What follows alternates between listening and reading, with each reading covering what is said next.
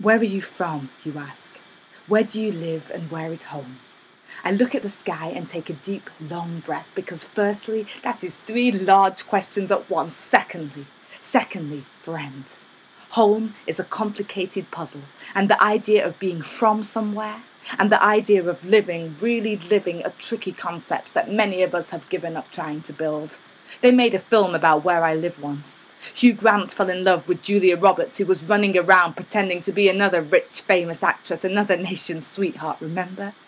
They cleared out the black people from the street scenes to make it all more palatable, aspirational, sanitised for cinema. Now you pay nearly a £5 in Notting Hill for a cupcake with too much icing, don't you? Nobody has time to bake and not get paid.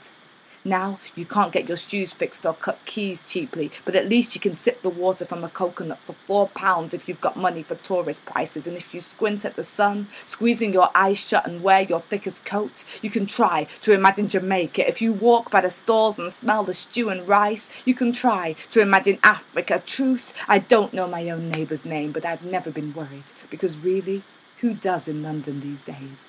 My building is 5 stories high.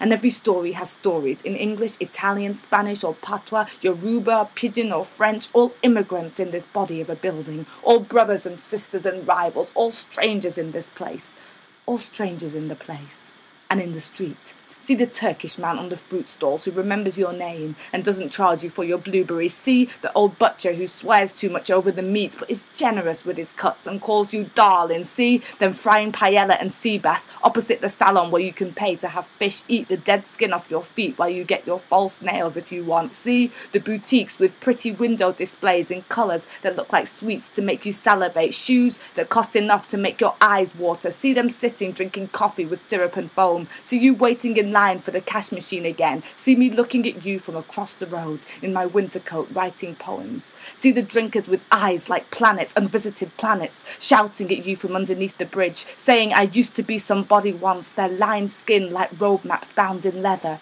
old brown forgotten leather. Where am I from?